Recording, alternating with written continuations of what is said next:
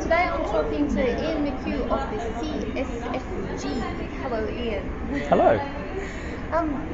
What would you like to tell me about the CSFG? What is CSFG? CSFG is the Canberra Speculative Fiction Guild. We're a writers group operating out of Canberra, but with members from around Australia.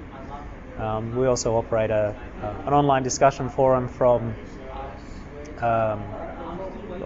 all around the country and overseas. We run in Canberra. We run critiquing groups for short stories and novels, novel writing groups where people work through their novels together, and the planning and the writing and workshopping of their novels. Professional development workshops for our members on the craft and the business of writing.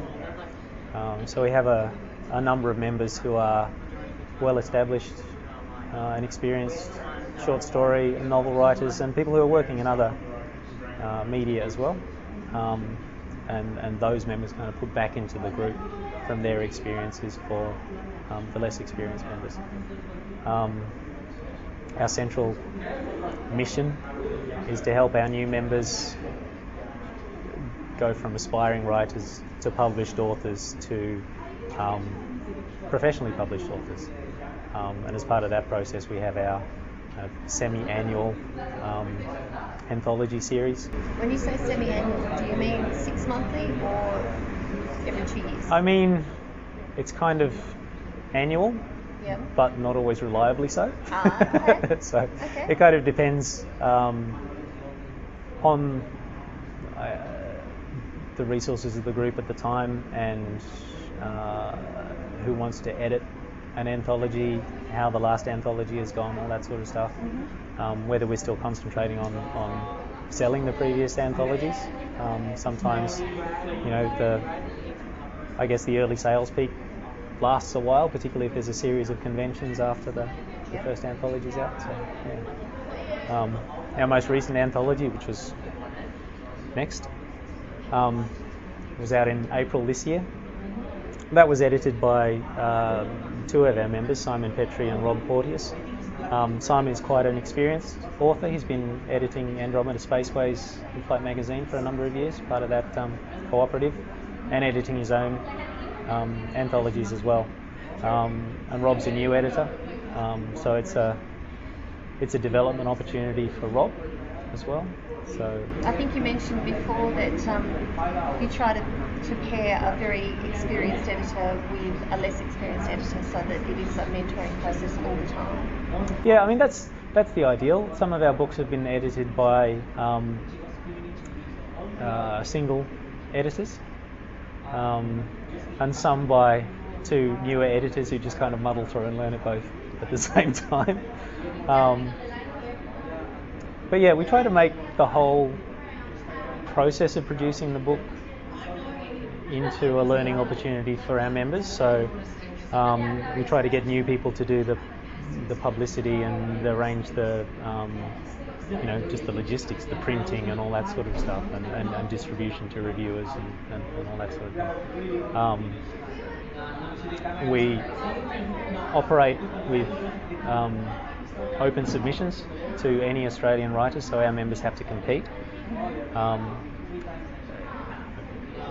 view is that it doesn't really do the new writers any good if they're just operating in a sheltered workshop and they don't have to compete as they would, submitting stories anywhere else. So the submissions are read blind by the editors. All the author details are removed, and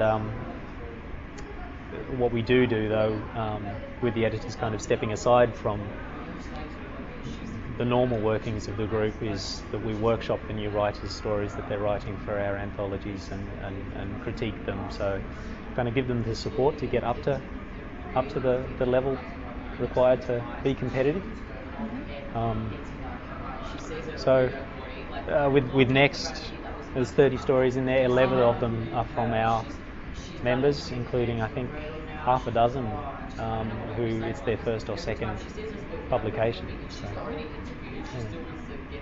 So it's it often gives our members a start. Their first publications are in our books, and then they go on to be daring and submit elsewhere. And are your members all in Canberra, or are they spread out? Mostly in Canberra, although we do operate an online forum through Yahoo groups, which has quite a large membership from all around the country. A lot of people lurk on there, and then they just pop up every now and then. But people from all over. We recently opened up our paid membership to Outer Canberra, as we called it, because we had a few members who were sort of down the south coast of New South Wales or Sydney or sort of regional New South Wales, who weren't able to get to our regular meetings and critiquing groups, but still seem to be getting some value out of the online services that we provide. So we publish member news every monthly, so promote people's publications and sales, and book launches, and any workshops that they might be teaching or events that they might be speaking at, and that sort of thing. Link to their websites and bibliographies. Publish articles on the craft and business of writing on our blog by members, and we're looking more at how we can increase the online value that we offer members, so that we can increase the value that we offer members who can't get to our regular face-to-face meetings. Yeah. You said that you try to mentor new members, but some of your members are actually really well-established authors. Yeah. So people like Karen Warren, who has gained quite a lot of recognition, particularly recently. She was shortlisted for the Bram Stoker Award. She pretty much swept the pool of horror awards in Australia this year with the Aurealises and the Ditmars and the Australian Shadows. She kind of nabbed all of them. Nicole Murphy, who is also the president of the Complex Convention, she's a working author. Maxine MacArthur is quite a well-recognised novelist. Simon Petrie is a very prolific short story writer. And he actually lives in New Zealand, I think you said. No, he's a Kiwi, but he's based in Canberra. Oh, he's a Kiwi expat. He's a Kiwi expat, as so many of them are. But he recently won the Sir Julius Vogel Award in New Zealand. And those members feed back into the group a lot, which is, it's something that, because I've been a member since 2005, so within a year of when I started writing, and it's something that I've always found is really great in our genres, and I think in other writing genres, people are very happy to pay favours forward, so pass on the support that they got from more established writers now that they're established. And a lot of our more established members are happy to do that. So for people who are just starting out, who don't have networks of their own, who kind of don't really know how to get their stories out there, try and sell them, all that sort of stuff, still developing their craft, it's a really good, CSFG is a really good starting point for them to build their networks and build their communities. So you've been in the business now for 8 years. Yep. What do you do? Thus far, I'm a short story writer. I think I've just passed the 30 published short stories mark this year. I graduated from the Clarion West Writers' Workshop in 2006, and since then I've been, with increasing regularity, selling my stories to professional markets, mostly in the United States because that's where they are,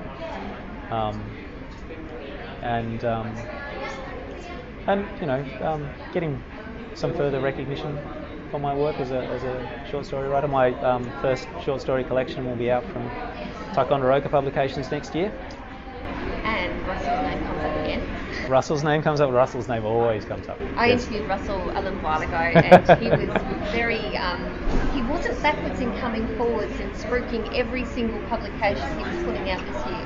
Oh, no. I mean, Russell, Ticonderoga has been sort of I think it was ticking along for a long time, but just recently they've really started more aggressively, expanding their footprint and really promoting a lot of Australian short fiction in single author collections and moving into novels now. I think with the change in the market for novels, they feel that what they can offer is much more competitive for a novelist. And there are so many publications coming out from the large publishers that are trilogies. There is a market for a standalone. Hello. So overwaiting for the next installment. Yes. Yeah. And I agree with that. And it's nice to see when a writer kind of steers away from that. I remember reading Karen Miller's first, was it An Innocent Mage, I think? And you could see in the second book there was a point at which she could have gone off on, the side journey and made it into a trilogy, and then went, no, 2 books, took the path straight to the bad guy and finished the story off. And I thought, wow, good for her. Yeah. So what's next? For me, it's finishing the final draft of the novel that I've been working on for, it seems like, forever now, but it's really only a couple of years or so. But trying to get that as good as possible. I pitched it a couple of times at the last Conflux convention, and got invitations to submit, so have to actually take up those invitations. But just getting to that point where I'm happy enough with it to send it out. Well, you don't get a second chance to make a first impression. That's right.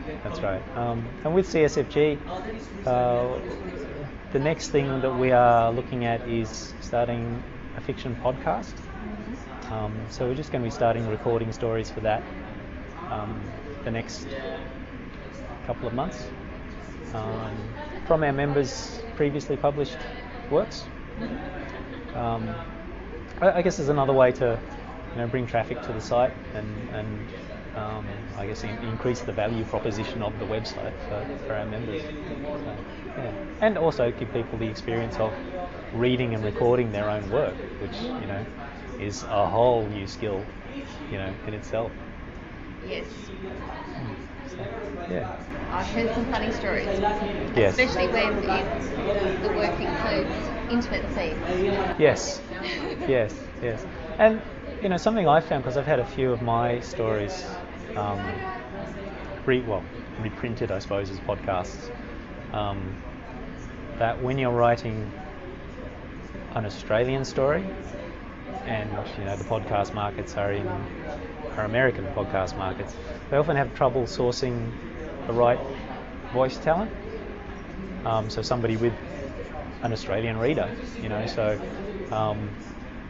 if you can do that for yourself, if you can read your own story to the standard that they require, well, that makes it easier to get your story out there again in another format. So, And some fans really enjoy hearing the author read the author's own work. Yeah, and it's a great. I think reading for recording and reading live are 2 very different skills, but just being able to read your own work for an audience is something that's really valuable to do, and it's a good way. I've done it at conventions and it's a really great experience. When people.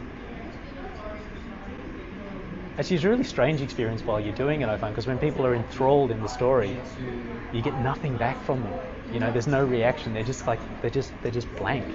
And it's only at the end when you finish that you actually find out whether they were enjoying it or not. So learning to get through that kind of nerve-wracking bit where you're just getting nothing back because they're just like everything's going on inside their heads.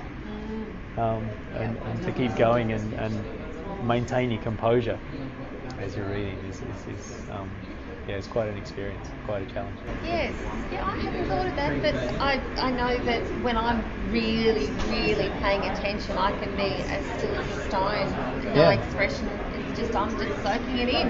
Yep. And that can be misinterpreted. Yes, yes. It can be quite disconcerting. Yeah. I think adults listen to stories quite differently to children. I have 2 children, and when I read to them, they're enthralled in the story. They can't sit still, They're, doing headstands and climbing on top of me and running around the room, and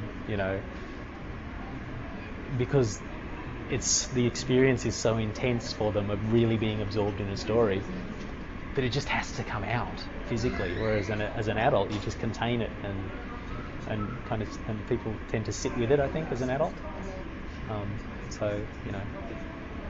Mind you, that would be even more disconcerting if you're reading at a convention and people were doing headstands and bouncing off the chairs and stuff like that, wouldn't it? Could get a bit noisy. Yeah. And we're here at Supernova today. How's today been? It's been really good. I mean, this was a bit of an experiment for us, because we usually sell most of our books through conventions like Complex in Canberra and the others around the country, which tend to be dedicated to writers and writing fiction, and movies and readers. There's an overlap here, but it's a minority, sort of anime and games and movies and and everything else. So we're kind of a little niche here. It's been interesting, and we've been doing well. We've sold out of one of our books already, and we'll be sold out of some of the others by the end of tomorrow, I imagine. It helped when the guy who'd built one of the R2-D2s left us to babysit him. All of a sudden, we've got people coming over to our table, and R2-D2 is a science fiction character. Yeah, well, that's right, and so that was just a goldmine for us. So, and it was a gold R2-D2 too. It was a gold R2-D2. And so we got to drive R2-D2, and